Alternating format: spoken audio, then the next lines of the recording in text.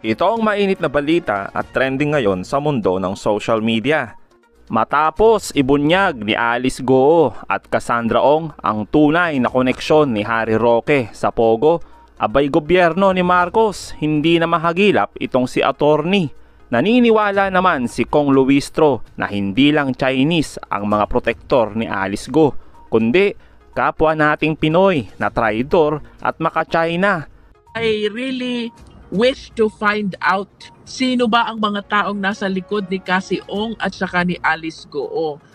Itong dalawang to, parehas young women, no? Para magkaroon ng ganito, kadaming pag-aari na assets, saan ang galing to? And I could not believe na walang malaking tao na nasa likod nila. They could be Chinese, pero it is impossible na walang Filipino national na sumusuporta sa kanila. Otherwise, they will not be able to establish these Pogo establishments, and they will not be able to perpetrate all these criminal activities. No? Imagine, dinala nila dito yung napakaraming Chinese nationals para kanilang i-detain dito sa Pogo establishment, piliting magtrabaho, i-exploit, diba? Only to find out na front lang pala yung Pogo at napakarami pa ng criminal activities behind this Pogo. Ito lang bang talagang dalawang babaeng ito? Cassie Ong lang ba yan? At saka Alice Goo? It is very impossible. Kasi kung puros in-check, bakit naman kami maniniwala? Nandito ka sa Pilipinas, nakatakas ka, nakapag-operate ka ng Pogo, wala kang ituturong Pilipino. That is very impossible. I understand na mayroong mga Chinese nationals na sumusuporta sa kanya, but it is very hard to believe na walang Filipino nationals na nakasuporta sa mga taong ito. Sagot naman ni Roque sa kanyang social media, abay ano ba daw ang pakialam ng Kamara sa yaman nilang mag-asawa, at pinagmalaki pa ni Roque na hindi daw siya pugante. Pakialam ng mga medical records ko at ng misis ko sa investigasyon sa Pogo. So ulitin ko po hindi ako pugante dahil ako po ay lumabag sa batas. Pugante ako sa Kongreso lamang. Wala po akong pakialam. Hindi po tama yung ginagawa nila. Pasigaw-sigaw, kapag ayaw ng sagot, contempt agad, nagpa-power tripping na po sila. Miski wala po silang batas na binubuo, tuloy-tuloy ang paninira nila sa pamilyang Duterte. Doon sa extralegal killing, sa droga, at syempre sa Pogo. Hindi po tama yan. Hay nako. So, ang anong tanong, magpapa-aresto ba ako o hindi? Mga kaibigan, hindi po ako pugante. Ako po isang ordinaryong mamamayan, pinaglalaban ang kanyang karapatan. Alam ko po na makapangyarihan ng mga congressmen. Alam ko po napakadami nila. Pero ako naman po, bilang ordinaryong mamamayan, may proteksyon. Ang tawag ko dyan, ang Bill of Rights ng saligang batas, at paninindigan ko po yan. Dahil kung hindi paninindigan ng mga ordinaryong mamamayan ang kanilang karapatan, tuluyan pong lalabagin ng mga power trippers. Timbog naman ang matinding kalakaran sa PCSO kung saan halos umusok sa galit ang isang senador. Parang nakita ko dito kay GM Robles, parang he thinks he's God. That's grave abuse of power. This guy is very dangerous. Delikado to, nakakatakot tong boss niya na si Robles, GM Robles. Paano na kaya kung ito ay naging presidente ng Pilipinas? Baka lahat tayo, kunting mali lang dyan, kukulong tayo lahat. Kaya sabi sir, abusado tong boss mo. So ulitin ko bago tayo suspend, nakainit naman ang ulo. Alam niyo po, itong Lotto games, para sa mga mahirap to diba? Something to look forward to. Na, mali mo baka makachamba, manalo ako, etc. Pero ang lumilitaw, base sa mga kumakalat yan sa social media, na ang nananalo ay hindi naman talaga mga mananaya, kundi yung mga nangangapital. Totoo yan. Nangangapital. May pera, o delegate taga-gobyerno ang nananalo. Yan po yung kumakalat. Unless na ma-prove natin na hindi totoo, magbantusawa kayo. Kung gusto niyo pa, Lotto trilyonaryo, for all I care. Basta yung integridad ng PCSO, intact pa rin po. Yun lang po importante sa akin, sir. Po amin pong tutugunin ang inyong pong payo, and we will wait for the outcome or the report of this committee. Thank you, sir. At also, sir, yung sa national president, si Ma'am Evelyn Marking Javier, yung mga Lotto operators, tingnan nyo rin po yung kapakanan din nila, sir, kasi kawawa po eh. I really pity them. Po, sige po. We'll have a look into it. Ma'am Evelyn, meron kang gusto sabihin pa? Last statement. Hindi naman po sa gusto kong magsumbong pero yung Lotto outlet ko po ay terminate po ni GM Robles. Bakit po? Dahil po nag-attend ako ng prayer rally dahil hindi pa nga po na ibabalik yung cancellation. Kinancel yung Lotto. Terminate po niya noong June 10. Bakit daw po? Kasi daw po nag-attend ako ng prayer rally. Ano yung So prayer? wala po akong hanap buhay talaga for almost 3 months na po mag-100 days. Malakas pa naman po yun doon sa amin ang pataya kasi gawa ng mga sundalo po doon sa amin tumataya kasi sa Tanay po yun eh. Dapat sir, Mr. Reyes, kayo po isang dating judge, di ba dapat patas tayo? Walang kinalaman sa kanyang political belief, yung kanyang negosyo. Sana hindi nang pikialaman. Baka pwedeng pakibalik, sir. Sorry, sir. I'm not, Sino ba Your Honor, Assistant General Manager, Mr. Casas? Kung siya man, Attorney Patiag, kung siya man umattend ng prayer rally, kung ano man prayer rally na yan, and hindi ko alam kung ano yung pinagsabi ng prayer rally, kung yun ay something na hindi maganda sa pandinig ng PCSO o against sa mga belief ng PCSO, wag natin pakialaman yung kanyang negosyo. Baka pwedeng pakibalik, sir. We'll bring this up to the management, Mr. Chair. Kasi po ito yung nangyari nung June, nung panahon po ni Mrs. Gabuyo. Ako lang po pansamantalang nakaupo. Pero titingnan po namin yung records po, Mr. Chair. Yes, it was AGM Gabuyo wrote me a letter also na due to binalidate lang niya po yung letter po ng show cause order po ni GM sa akin na Ano nakalagay po sa show cause order? nag-attend po ako ng prayer rally. Nagdasal naman lang po talaga kami and marami rin naman po kami. Kaya lang talaga pong dito po yung show cause order po. So because of Pinadala you sa akin attending a ito. prayer rally, kayo po ay na-issue ng show cause order. Opo. Tapos nag-explain naman po ako na sana po kasi naghihingi po kami ng audience sa inyo. Sana kinausap niyo naman po na yung mga agents kasi gusto lang po namin talaga mabalik po yung cancellation. Dahil nga po February 12 po yung last nating meeting tapos wala pong nangyayari. So that was already in May 3 and 16 po. Nagpunta po kami doon sa harap lang at nagpaalam naman po kami. May mga pulis nga po nagdatingan. And we were just prayed lang naman po quietly at yung mga ibang agents nga namin pinagre-resign po siya. Hindi ko po pinayagan yung mga placard na merong resign Robles kasi sabi ko wag ganyan. Prayers lang tayo, sabi ko gano'n. Kaya yung cancellation lang po ang inano namin in a piece of paper na sana mabalik po ng PCSO.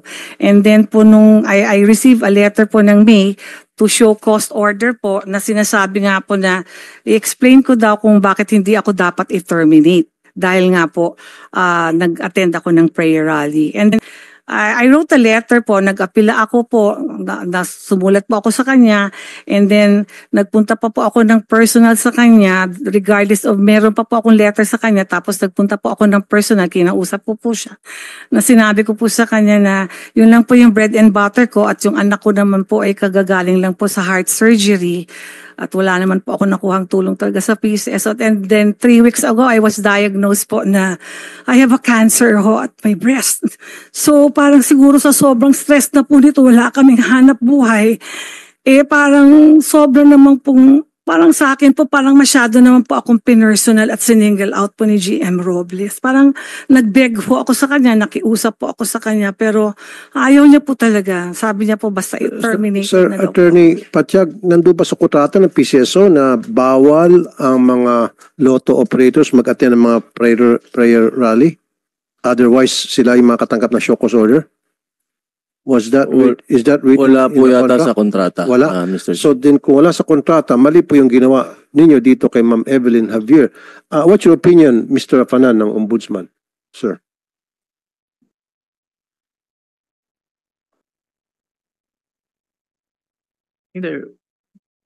The applicant, Your Honor, may have remedies within the PCSO system in order to have them reconsidered the matter of cancellation of the franchise, Your Honor. The internal remedies would have to be mobilized first within the PCO system. I think that they have room PCSO system muna. Yeah, And room kapag for hindi na that. resolve, then that's the time na pwede sila lumapit sa inyo. Yes, yun, if there is a case within the circumstances of the case, Your Honor. Okay, thank you, Mr. Fanan, sir.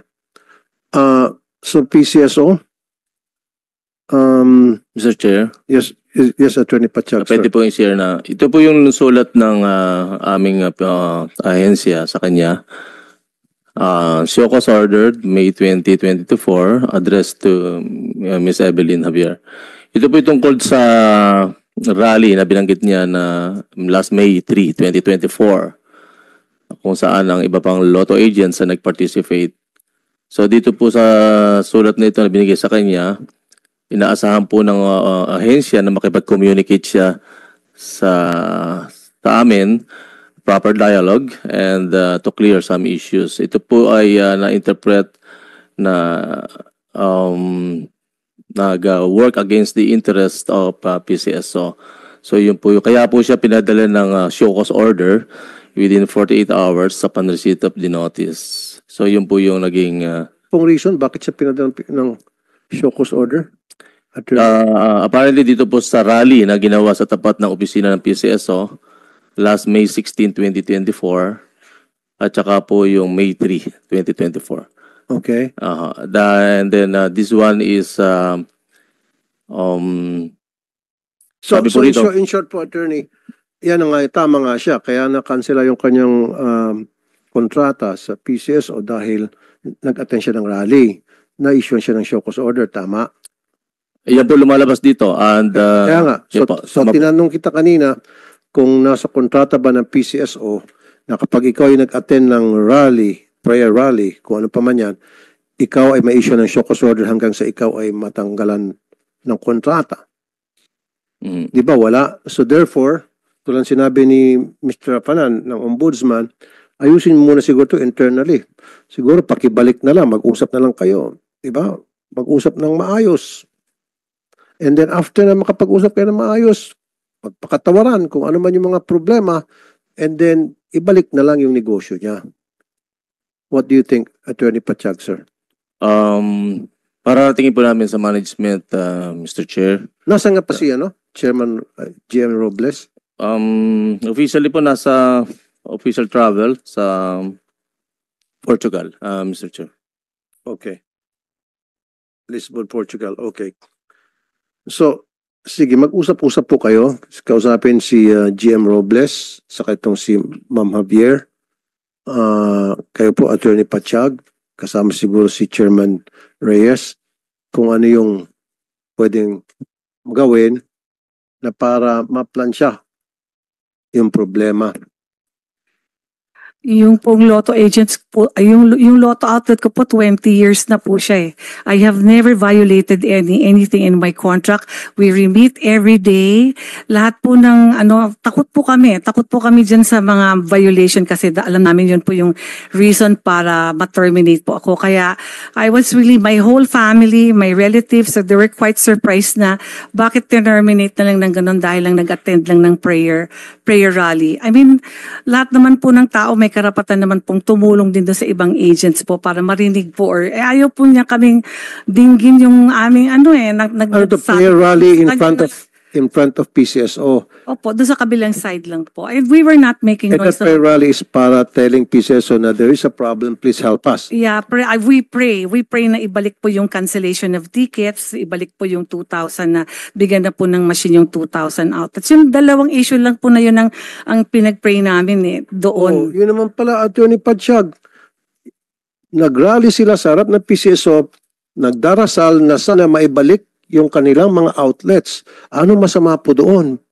Ba't pinersonal? Saka ako lang po talaga ang Dahil kayo pong Sa presidente. dami po na nag-attend ng prayer rally, ako lang po. So, Attorney Pachag, please, when will General Manager Robles comes back? I understand up to 26th, Mr. Chair.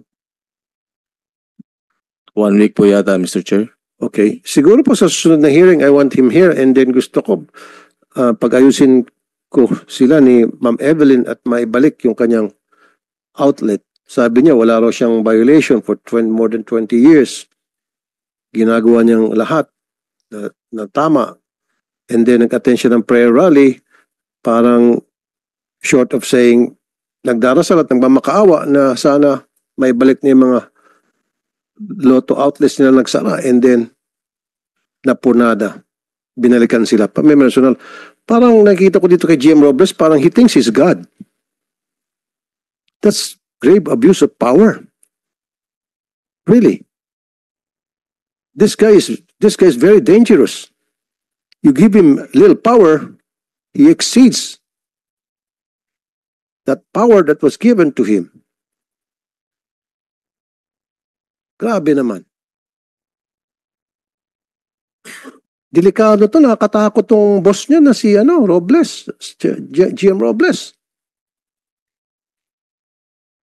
Paano na kaya kung ito ay naging presidente ng Pilipinas? Baka lahat tayo, kunting mali lang dyan, kukulong tayo lahat. Kaya sabi sir, abusado tong boss mo, itong si Robles, napaka-abusadong tao. He's playing God. Na wala dapat pwede bumangga sa kanya. Nobody should cross him. Otherwise, ayun. Grabe naman po, Attorney Pachag. I'm sorry, Attorney Pachag, this is not for you. This is for your boss. Diba? Pakisabi na lang siguro sa next hearing. I want Chairman Robles here at pag-ayusin natin sila. Gusto ko maibalik. Wala naman palang ginawa. Kayo ba ma'am, ng bato? Hindi kayo nagbato? Hindi kayo nagsunog ng mga papel doon? Hindi po. We only prayed. Hindi kayo nagsunog ng mga batila? Ano? Hindi? Hindi po. Okay. Nagdasal lang po talaga kami and we did not stay long there. After the prayers, umalis na rin po kami. Oh, okay. Pero they took our pictures. I mean, from the office of the GM, they took our pictures. There were policemen who na pinadala doon. Nakita naman po ng mga police na, naman po, peaceful naman po yung prayer rally. Hindi po kami ng gulo.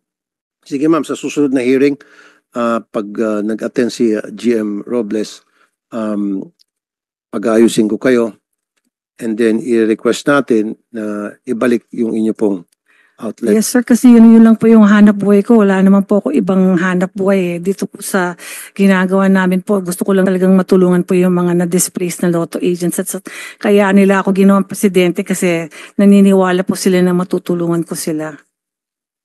Maraming salamat po, Chair. Thank you, thank you.